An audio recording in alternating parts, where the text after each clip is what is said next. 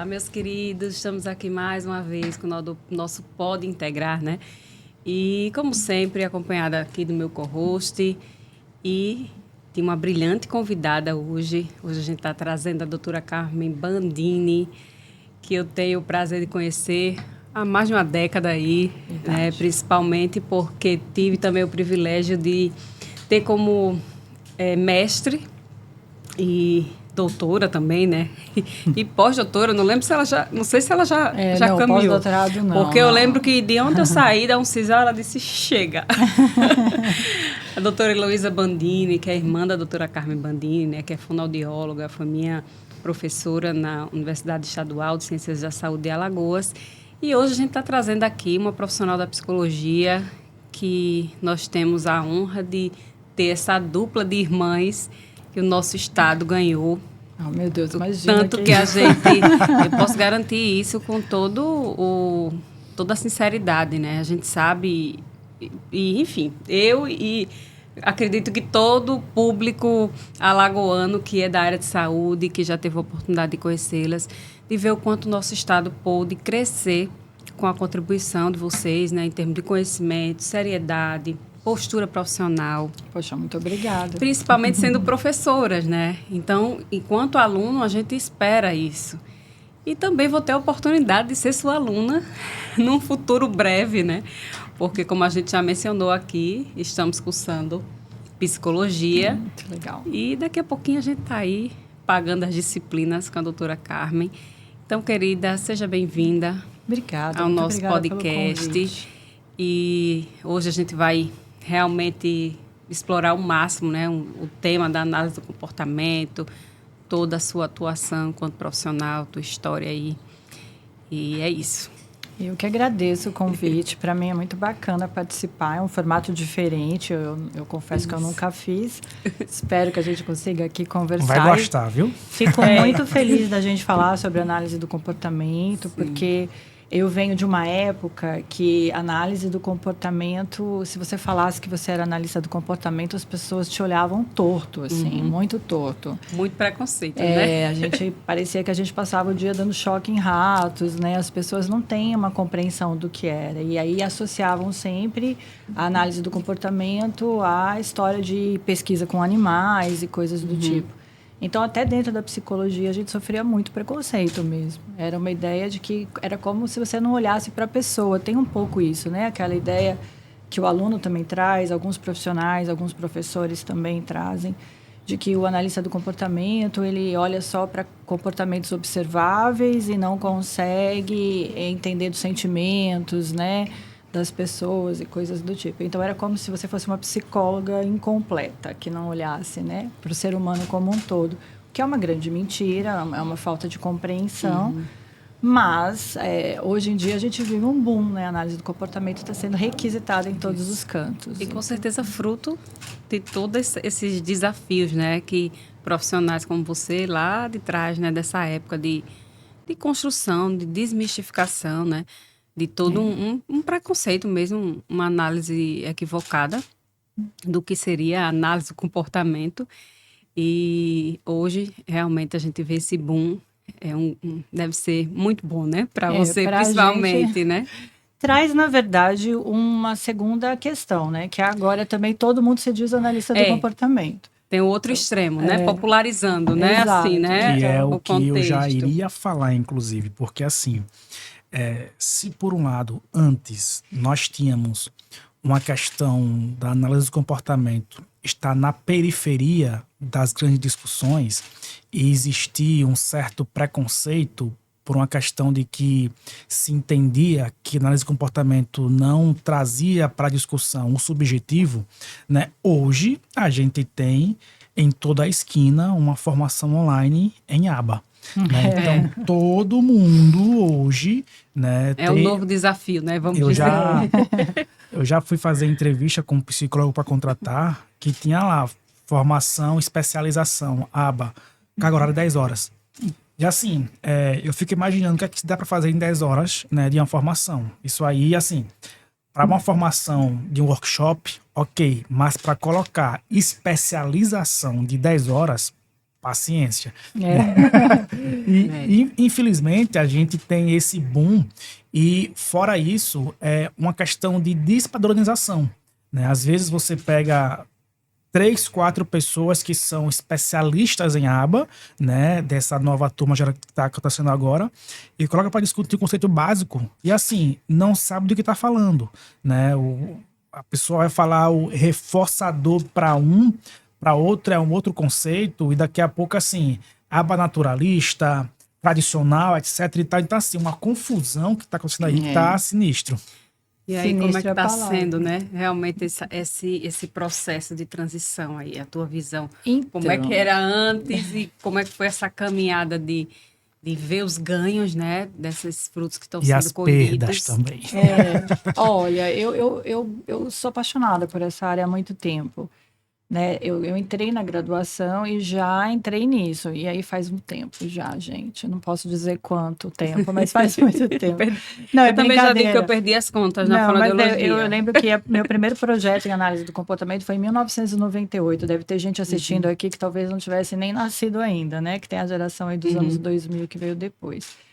Então, é uma caminhada em que a gente vai vendo de tudo um pouco. Sim. Então, assim, hoje eu acho muito bacana que a gente tem aqui, por exemplo, um podcast, então a gente tem a oportunidade de falar para muitas pessoas, assim como outras pessoas também têm. Então, hoje em dia, me parece que esse lado da internet é o que difunde também a aba, é uma coisa muito boa, por outro lado, também difunde essas pessoas que causam esses transtornos, assim, né? É. De não serem realmente especializadas, de estarem aí com uma especialização de 10 horas, que vai dizer para você que sabe tudo sobre aba. Então, como eu disse, eu estou lá desde 98, então eu estou há muito tempo nisso, há mais de 20 anos e aprendendo. Então, em 10 horas, obviamente, que você não vai fazer nada, né? A gente, com 20 anos de carreira, ainda estou aprendendo. Então, Claro. há perguntas, obviamente, que vocês podem me fazer aqui e eu não sei a pessoa mais especialista naquilo para dizer alguma coisa, né? Então, a gente sempre busca continuar trabalhando, estudando. E hoje em dia, com a difusão, né, dos meios de comunicação, o que eu acho muito legal, por outro lado, também gera isso. Então, quem consome o conteúdo da internet tinha que ter o cuidado de, às vezes, porque às vezes a pessoa é bacana, ela fala bem ao público. Eu falo isso muito para os meus alunos, né? O fato de você falar bem ao público, estar bem maquiado, ser bonito, chama a atenção das pessoas, mas não quer dizer que a pessoa saiba alguma coisa a respeito. Então, é sempre importante, quando você consome material, dar uma olhadinha, procurar o currículo, de onde que vem, onde que fez a formação, né? Porque não é só se apresentar bem, tem que saber o que está falando. E hoje em dia a gente vive do lado oposto mesmo. É muita gente. Então, quando Verdade. você abre o TikTok, eu não tenho TikTok, mas me mandam vídeos, né? E o Instagram eu tenho. Então, quando eu abro, são muitas pessoas falando sobre aba. Eu falo, meu Deus, mas não tem a menor noção do que está dizendo, né? Você não vai sair por aí também brigando com todo mundo na internet. Exatamente. Mas eu procuro até nem olhar, que é para eu não me estressar. Mas tem muita gente. Então, é um cuidado que o pai, o profissional que está tentando entrar nessa área agora, o aluno precisa ter. Né? Não basta ter muitos seguidores. Às vezes a pessoa tem muito seguidor, mas não quer dizer absolutamente nada. Né? Exatamente. Você precisa ter cuidado com qual é a formação, com o que aquela pessoa está dizendo, com onde ela está procurando se informar, né, estudar, porque isso vai fazer muita diferença. Pois é. E é bem complicado, assim, né? Esse contexto que a gente está trazendo aqui nesse aspecto. Eu digo assim, pela experiência que eu tenho tido, né, nas redes sociais, o que é que eu tenho observado? Por exemplo, existem esses profissionais que acabam vendendo tantos milagres, muitas vezes, né? É como se a aba fosse milagre para até sair do espectro, por exemplo, no público do TEA. E muitos pais acabam absorvendo essa fala porque acreditam naquilo que eles precisam ouvir para amenizar essa dor. E aí, profissionais que agem de uma forma séria, evidenciando, né, a importância daquilo que tem evidência científica, quando a gente expõe o conteúdo, a gente é crucificado. Não pode falar isso. Que profissional é essa? E aí acabam evidenciando quem fala o que se quer ouvir. Né? E muitos pais também, a gente tem que colocar isso em consideração também, buscando fazer também essas formações rápidas, né? E profissionais que acabam reforçando, e os pais acreditam que já têm um entendimento de aba, muitas vezes mais do que o profissional, e às vezes acontece, aquele profissional que não se capacita, que não está realmente mergulhado e comprometido, né, com o público que atua. E existe toda essa dificuldade que hoje a gente enfrenta. Eu sempre comento que eu sou grata pela formação que eu tive, porque não se compara como é atualmente. A gente tinha todo um compromisso, uma seriedade, com dados. Se fosse ter alguma variável que fosse interferir, a gente dizia, não tem como dar continuidade a essa pesquisa, não ter o enviesamento com o sujeito da pesquisa, toda aquela responsabilidade que junto ao comitê de ética. Então, eu lembro disso com muito cuidado, com muito zelo, com muito carinho, né? E me sinto honrada de ter sido aluna que aprendeu dessa forma. Mas hoje a gente não vê, infelizmente, muita coisa, né? Às vezes acontecendo. E quando a gente quer trazer à tona a seriedade e a importância de que as coisas têm que ser feitas dessa forma, é um choque muito grande, né? Chega a ser um choque cultural. Porque, veja, a gente tem muitas demandas diferentes, né? O TEA, a gente vem agora acompanhando um aumento crescente nos casos de TEA. Então, assim, de anos para cá, você nunca vê uma diminuição, né? Você sempre vê um Sim. aumento. Então, isso faz com que as pessoas busquem mais informação. E elas acabam caindo na aba, não é à toa. É porque realmente existem pesquisas, esse lado científico que você está chamando a atenção, ele é um lado importante, porque é com base nessas pesquisas que qualquer profissional faz o seu trabalho dentro da análise do comportamento. Então, a gente que trabalha com aba, trabalha em análise do comportamento, trabalha sempre com pesquisas, então com rigor de dados e tal, né? Então, isso é uma coisa importante da formação. Dentro disso, então, você tem que ter muitas formações diferentes. Isso. Então, veja, quando você quer trabalhar com aba, você não trabalha só entendendo da análise do comportamento. Então, o que é um reforço, o que é uma punição, como que usa, qual é o procedimento para isso, aprender procedimento, dicas, isso, aquilo, aquele outro. O que eu digo, Isso não dá para ser apenas a receita de bolo. isso faz parte do processo, mas você tem que saber buscar a informação, porque o seu trabalho lá na ponta é um trabalho de quem lê os trabalhos da área. Então, você tem que ter acesso à informação que às vezes está em inglês, né? Se bem que hoje em dia a gente pode aí traduzir, tem os tradutores, as inteligências artificiais trabalhando bem para isso. Mas, em geral, está em inglês o conhecimento, né? Você tem poucos materiais em português ainda que sejam materiais confiáveis, então são poucos livros. Em geral, as temáticas são temáticas mais de principiante, introdutórias, né? Então, assim, o profissional e os pais que querem, e os estudantes também, né, que querem trabalhar com isso, eles precisam estar focados nessa ideia. Se você vai trabalhar com aba, você tem que consumir ciência. E para consumir ciência, você tem que entender de ciência. Então, veja, do que eu já falei aqui, você precisa de vez em quando ler em outra língua. Então, precisa aí de uma capacitação para você começar pelo menos a ler. Você não precisa falar fluente, mas você precisa ler inglês, por exemplo, né, com alguma periodicidade. Você precisa entender de ciência. Então, delineamentos experimentais fazem parte da formação de alguém que trabalha em aba. Você tem que entender o que é uma linha de base, o que é um sujeito como seu próprio controle. Você tem que entender como funciona a pesquisa, o que é uma pesquisa experimental realmente. Todo esse vocabulário, né? Toda essa linguagem que norteia esse contexto. E isso né? não está necessariamente dentro de um livro de princípios básicos de análise do comportamento. Você vai ler nos princípios básicos questões de princípios básicos, mas fica aqui a ideia para o pai. Então, eu quero, ou para o estudante, eu quero me especializar, então aquelas questões relacionadas até à metodologia de pesquisa, não estou falando aqui de normas da ABNT, tá? Eu estou falando de metodologia no sentido de métodos de se fazer pesquisa. Porque, veja, quando você vai para a internet, então, meu filho, por exemplo, está com suspeita, né? Então, as pessoas estão agora avaliando. A primeira coisa que o pai faz é ir para a internet. Isso. E é lá que ele vai beber as informações dele. Então, veja, você encontra lá 200 mil tipos de artigos diferentes. Se você baixar pelo Google acadêmico e digitar lá TEA e alguma coisa, vai vir não sei quantas mil entradas lá. Tem as coisas mais diversas ali. Você vai encontrar desde uma uma monografia feita numa faculdade mais simples, com nenhum controle experimental, de uma metodologia muito, assim, duvidável, né? Verdade. Até grandes estudos. Tá tudo ali misturado. Então, como que você, profissional, como que você, pai, como que você faz para discernir entre o que é correto e o que é? Então, esse conhecimento sobre pesquisas boas, o que é um delineamento de pesquisa em que eu posso confiar, eu também faz parte do processo da formação do É um analista filtro, do né? comportamento. Que precisa existir. Porque está tudo disponível hoje, né? Então, até o profissional da área precisa saber disso. E aí as pessoas gastam muito dinheiro, às vezes, com cursos, muitos cursos. Eu acho muito legal fazer cursos. Eu dou cursos, não estou falando para não fazerem cursos, mas eu só estou falando, a gente precisa também ter essa noção de que essa formação ela vai mais além do que só o trabalho com a aba em si.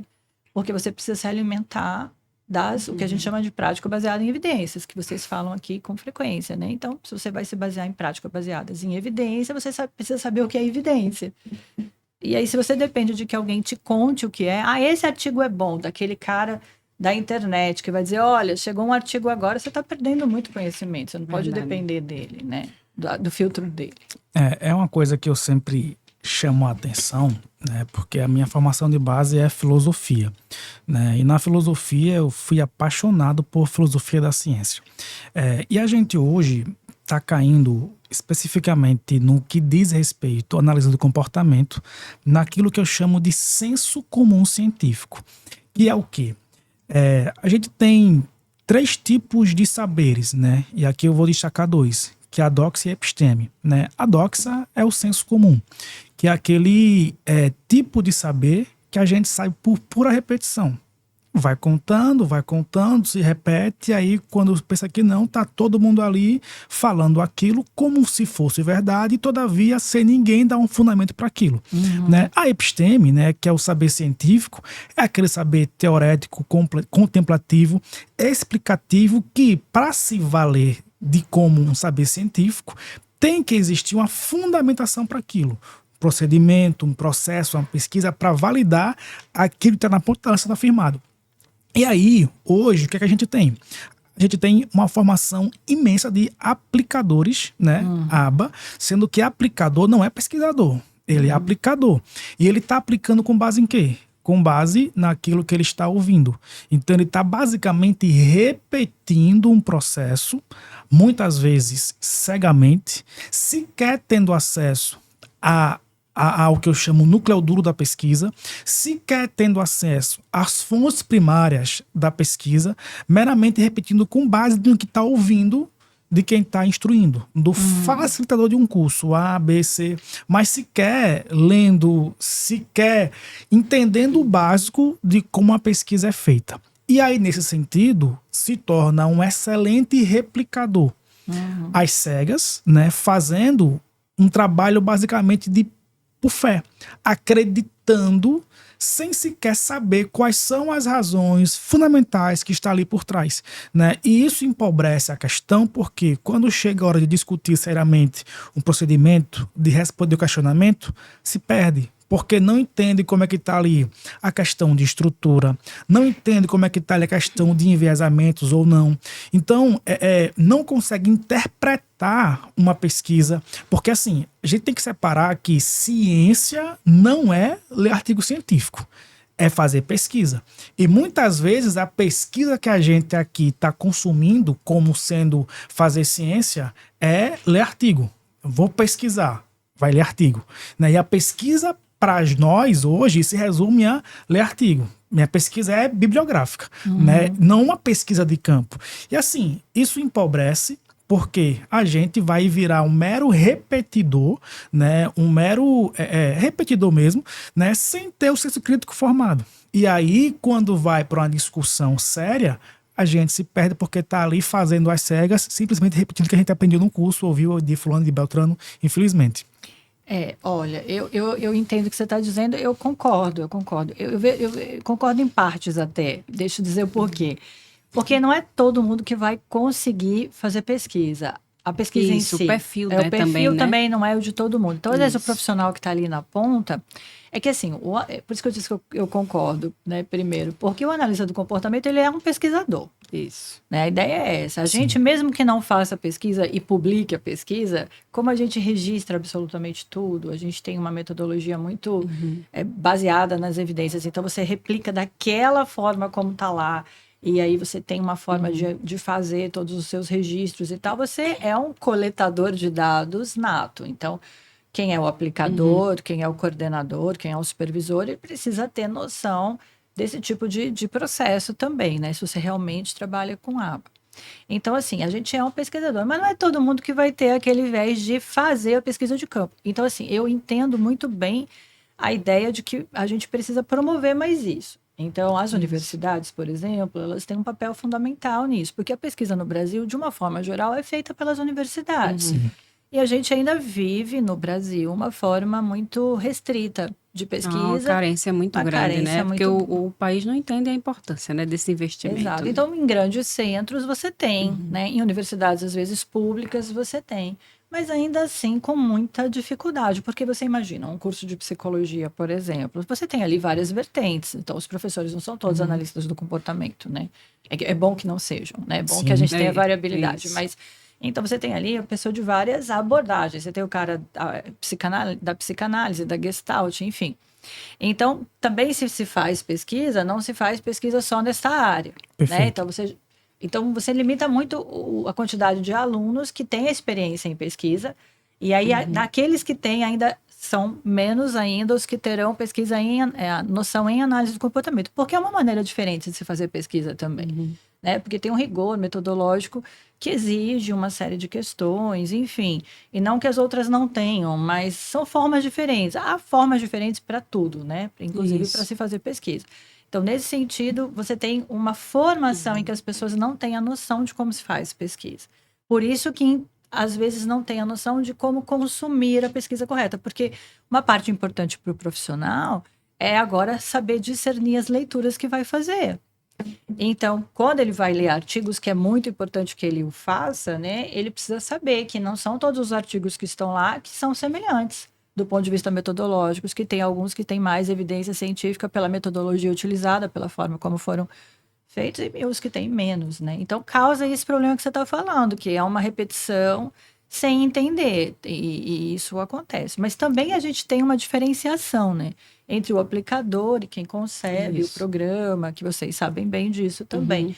Então, assim, não se espera que ele tenha noção de mais profunda de algumas coisas, apesar de que se espera que tenha conhecimento bem fundamentado, o que é Exato. diferente. Até para saber aplicar, né, a Exatamente. ciência ali, né? E aí, no dia a dia, né, com as orientações e com a prática e tal, é óbvio que isso vai melhorando com as leituras, com as formações. Então, a gente tem um processo de aprendizagem. Como no Brasil tudo é muito novo, tá todo mundo aprendendo. Sim. Né? Então, tá aprendendo com as pesquisas, está aprendendo o conhecimento em aba mesmo, tá aprendendo. Então, eu entendo a sua questão. A gente precisa disso, precisa realmente voltar os profissionais para fazer. Na prática da pesquisa, você consegue captar melhor a ideia. Mas, obviamente, não vai ser todo profissional que vai ter esse perfil. Não, né? perfeito.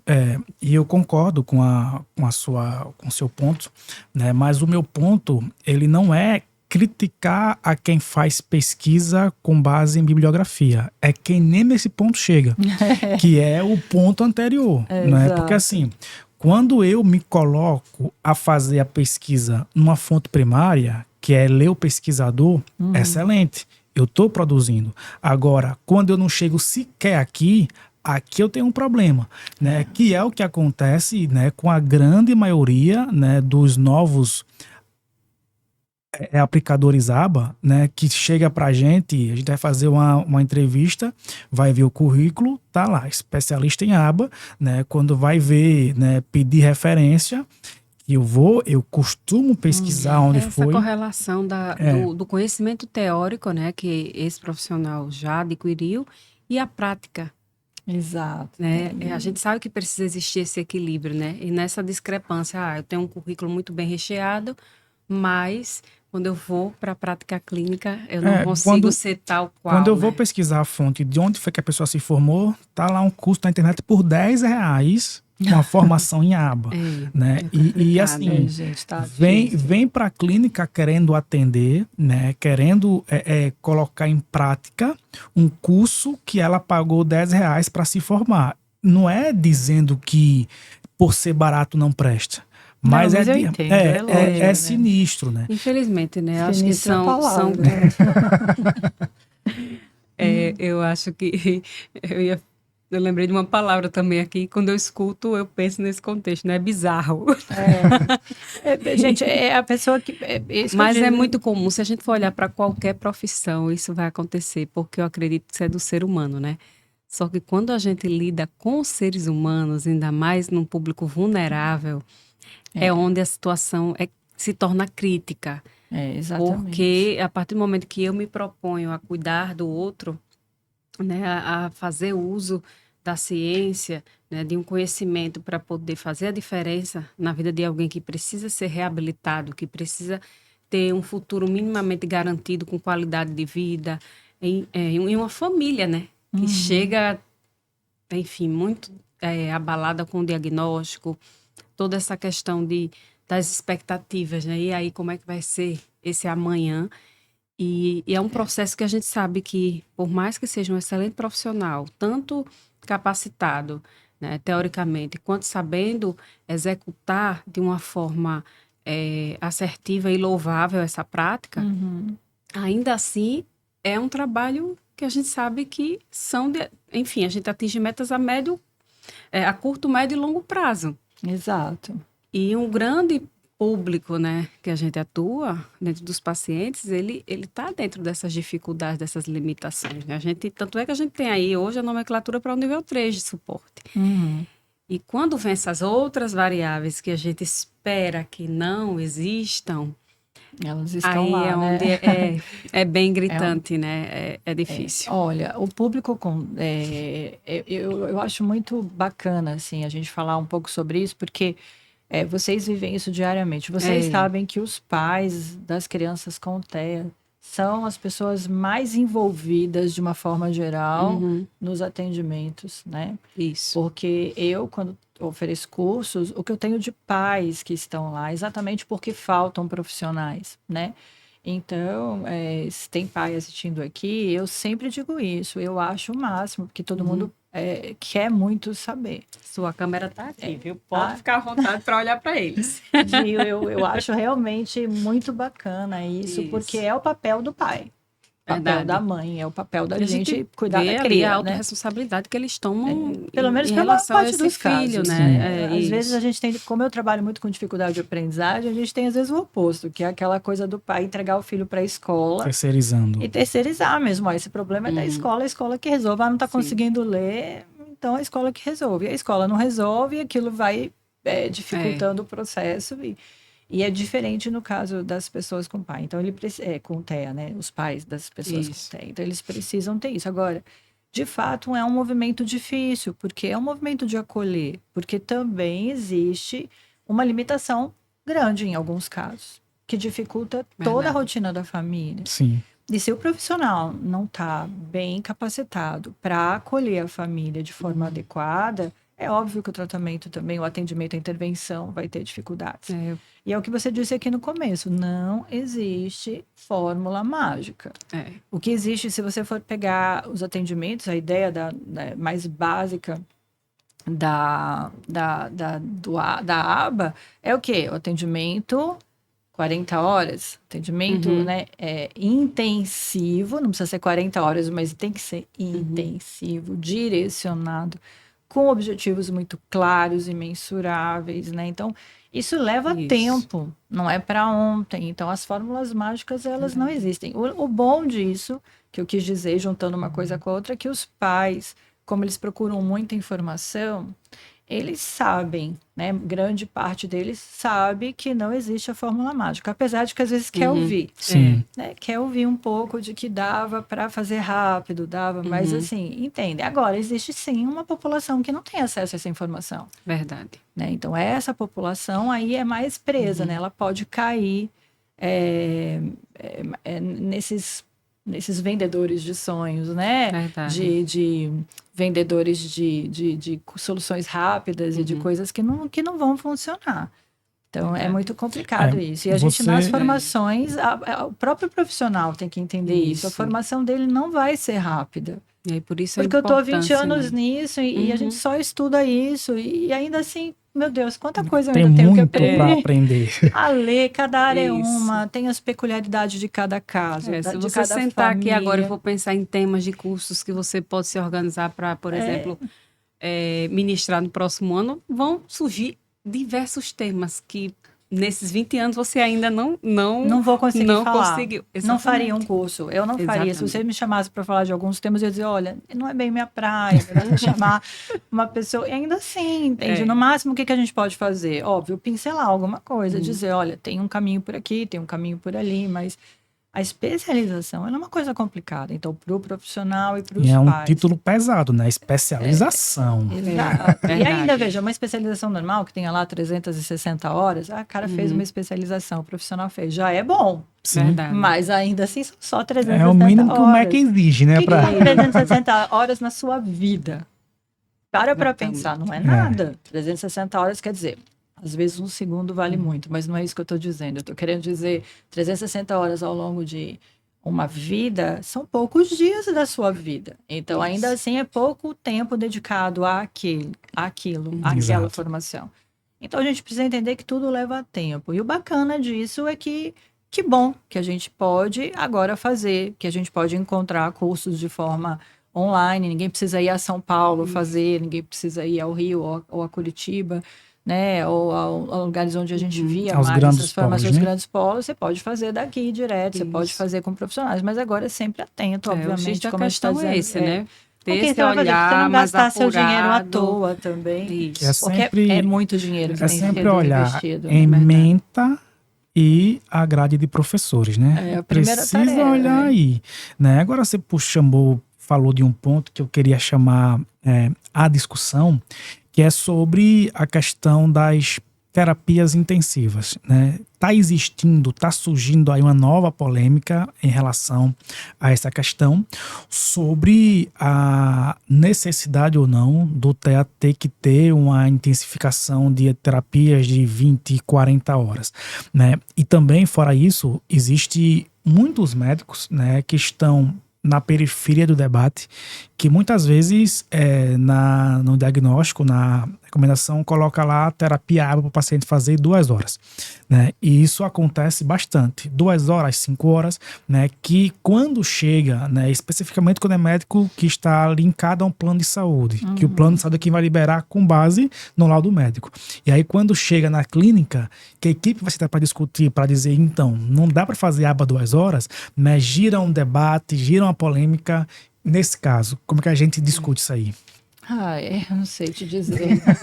Esse é um problema terrível. Exatamente o contexto das famílias e o manejo, né? Como é que a gente vai raciocinar clinicamente? Esse é um problema que a gente vai precisar ainda demandar muito tempo, eu acho que para resolver, porque está tudo atrelado à necessidade de cada paciente. Então, no caso de uma forma geral, o que você vai dizer? Que a gente vai precisar realmente de um atendimento intensivo, né? Então, o atendimento intensivo ele é o primeiro foco que você vai ter. Agora, como isso vai ser realizado é outra questão. E aí você passa pelas questões da vida real. A vida real é o plano de saúde, a vida real é o profissional que nunca teve uma formação acerca disso, que está dando um diagnóstico. A vida real é as clínicas que não estão preparadas para receber as crianças, recebendo crianças. Então, você está vivendo hoje em dia uma confusão muito grande, né? A palavra confusão talvez não descreva bem o caos. Conflito, né? Um conflito, um caos entre o ideal e o real, né? Então, o pai, né? O pai chega na clínica às vezes com ordem judicial, é atendimento intensivo, mas a própria clínica não tem uma estrutura para isso. Ela não contratou os funcionários dessa forma, ela não se organiza para isso, e aí como que ela vai receber o paciente? Então, está uma correria das próprias clínicas em tentar se adequar. Por outro lado, os planos de saúde ainda também não fazem da forma como tem que fazer. Na verdade, eu não consigo entender como que se libera 30 minutos uma terapia para qualquer coisa que seja. né? Então, eu, Verdade. do ponto de vista da psicologia, não consigo entender como que uma terapia, mesmo que não fosse aba, que ela possa durar 40 minutos uma vez por semana. 40 é muito já, viu? Porque às vezes você tem uma criança que chega ali na sua frente, só para você começar alguma coisa com ela leva 15 minutos, né? Ali para você interagir e tal. E muitas vezes até para essa criança chegar e se autorregular no ambiente, No né? ambiente. Então, obviamente que uma terapia fonoaudiológica que fosse, nem que fosse baseada em aba, com 30 minutos de um plano de saúde. Então, você me perguntou o que se faz nessa hora. Olha, é difícil de dizer, porque é um caos geral. O que eu sempre indico, que diante do caos a gente não pode só se desesperar. Claro. Então, se você sabe o que é preciso, então quem é dono das clínicas, quem é o profissional das clínicas já pode começar a se reorganizar de alguma forma para fazer esses atendimentos de uma forma adequada, né? Se você é profissional que está tentando entrar nessa área, a mesma coisa. E a gente que vive, os estudantes, se eles não encontram, por exemplo, a formação na universidade, eles podem já começar a procurar, desde a época da graduação, uma formação para isso. Para quê? Para que ele se prepare de uma forma melhor, porque a estrutura não está montada para que aconteça dessa forma. Sim. Então, não está montada uma estrutura do SUS nacional para que o cara tenha 40 horas de atendimento. Então, não existe isso de uma forma... Você vai dizer, a professora até pode ter aqui e ali. Não tem nem a quantidade de profissionais ainda. Exato. Então, a gente... você pode viver em alguns pra pontos específicos. Toda essa demanda, isso, né? Mas, em geral, não. Então, a gente... E aí, o que eu digo, me preocupa mais é aquele pai que não tem a informação. Isso. Né? Porque aí ele realmente vai... E agora, se o profissional, ele sabe o que ele está fazendo, ele pelo menos... Ele não diz que ele está fazendo o atendimento aba, né? Sim. Porque eu posso atender em 30 minutos, uma vez por semana, e ser analista do comportamento de formação. Mas aí eu não estou dizendo que eu estou fazendo aquela terapia, intervenção. Isso. Eu posso dizer, olha, eu estou fazendo aqui o que é possível dentro desse contexto. Não é o que era para ser feito. Eu estou fazendo intervenção psicológica, em aba não. Não é nesse sentido. A ideia é que a gente precisa começar a aprender a gente mesmo se colocar, né? Agora, não está preparado, o sistema não está preparado, as pessoas não estão preparadas. Mas também nada se impede de que agora a gente prepare. Tanto que vem as certificações estão vindo aí, né? As pessoas estão se importando com isso agora. Por um lado, isso é muito bom, porque vai diferenciando um profissional do outro, né? Inclusive vai vir a brasileira agora também, né? Tá aí Exato, já tem aí, a BPMC está fazendo, né? Junto com outro órgão de certificação para fazer. Eu acho que isso vai estruturando. Então, daqui a pouco a gente vai ter serviços mais estruturados. Enquanto isso, os pais precisam buscar. E as pessoas que têm as clínicas também precisam começar a pensar nisso. Na hora que informar o pessoal. Isso, e assim, né? Fazer todo esse processo, né? Na nossa prática lá, né? Quando a gente recebe os laudos médicos que os pais procuram, né, e enviam laudo para que a partir dali a gente se baseie para poder iniciar as avaliações e todo o acompanhamento terapêutico.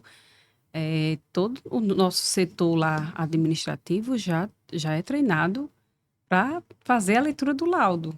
Exato. Então, quando eles olham o laudo, eles já sabem o que é aba, se não é, se vai dar certo daquela forma. Então, por exemplo, chega um laudo e o médico descreve lá terapia de multidisciplinar, né, acompanhamento multidisciplinar do menor, né, fulano de tal, 2 anos de idade, uma vez por semana psicologia aba, uma vez por semana fonoaudiologia com PECs e motricidade orofacial e seletividade alimentar, e uma vez na semana, terapia ocupacional com integração sensorial. De Aires, né? Ainda coloca lá, formação internacional. Eu acho engraçado onde que o cara pega essas informações. É uma pergunta que eu queria fazer. Aí a gente senta. Como é que você discerniu que isso aí é bacana, né? Enfim. Aí, enfim, né? O pessoal do setor já entra em contato com a nossa coordenadora. Muitas vezes ela passa para mim. E a gente faz questão de se comunicar com o médico, porque se foi ele que laudou, a gente precisa entender. E muitas vezes eu ligo para a mãe, antes dessa criança chegar, e pergunto, né, como é o caso, pelo menos me dá um breve resumo, para eu já ver que aquele laudo não se aplica Lógico que a gente, com todo respeito, não vai invalidar o que um médico está dizendo, mas a gente, como profissional... Sabendo que precisa invalidar mesmo. a gente precisa se posicionar, né? Mas, assim, eticamente, óbvio, mas a gente não pode deixar isso passar. Então, a gente faz questão de ligar, de comentar ó, o caso, eu observei dessa forma, ou então tive a oportunidade já de conversar com o responsável. E a gente entende que o laudo com essa quantidade de atendimento a gente não vai conseguir fazer. Em relação à demanda do que seria a aba, né? Como é que é a intervenção. Então, eu faço questão de compartilhar o conhecimento, que tem que ser intensivo, no mínimo tantas horas, porque muitas vezes esse médico, como o Islane falou, né? Ele está na periferia, ele é de outra área, mas pela necessidade da falta de profissionais, né? Enfim, aquele paciente chega, ele dá o diagnóstico e coloca lá o que ele acredita que é a quantidade que o paciente precisa e não consegue realmente ter esse raciocínio clínico também, né? E é outro desafio e é uma construção, como você disse, né? Faz parte de todo um processo que ainda vai ser desenvolvido. E se a gente não tem essa troca para compartilhar o conhecimento, para poder crescermos juntos, vai ficar muito mais difícil, né? Olha, eu fico feliz. A nossa conversa gira sobre isso. Às vezes parece que não é importante, mas eu acho que para quem consome, é importante ter noção disso. Que, na verdade, se você for olhar bem, no Brasil, a gente não tem formação em graduação em ABA. Né? Então, não, precisa de uma faculdade só disso. Não é disso que eu estou dizendo. Mas você vê que alguns centros são mais especializados, né? Então tem professores mais gabaritados, mas a maior parte da formação das pessoas, os fisioterapeutas, as fisioterapeutas, né? Os fonos, os psicólogos, os TOs, eles não veem nada de análise do comportamento durante o período de graduação. Então já começa daí. É a mesma coisa para o médico, né? Então não existe essa formação. E veja, se não existe nem dentro do curso de psicologia, porque teria nos demais, porque a aba não é só para psicólogos, mas teoricamente é uma abordagem da psicologia. Né? Então, que isso, se você já tem dentro dos próprios cursos de psicologia a falta de formação do profissional nessa área, quiçá dos demais. Então, o que você está acostumado a ver? Que quem é da pedagogia, da psicopedagogia, tem lá os seus autores de sempre, né? Então, vai entender a aprendizagem humana, por exemplo, do ponto de vista do Piaget, do Vygotsky, que é quem está lá sempre, psicopedagogia e pronto. Se você vai para falar de afetos, em geral, a pessoa corre para a psicanálise. Então, vai falar lá das fases, não sei o quê, da psicanálise. Mas você não tem, na verdade, vertentes da análise do comportamento fortes na maior parte das universidades. Você está começando a ter isso agora, recentemente. Então, assim, quando a gente fala do profissional que dá o laudo, que o laudo às vezes é meio esquisito, mas é que também a gente tem que entender o lado de que, como eu disse, é um processo. Está todo mundo em formação aqui. Então, assim, você não encontra isso na formação, às vezes, do próprio profissional. Então, é preciso também que as próprias universidades vão revendo as grades. Porque aí o entendimento da pessoa fica mais tranquilo. Então, por que não? Se você sabe que há uma demanda gigantesca por agora, esse tipo de atendimento, de intervenção para um fono, por que não, dentro da grade de fono, você não oferecer pelo menos como optativa uma disciplina ou várias disciplinas nesse caminho?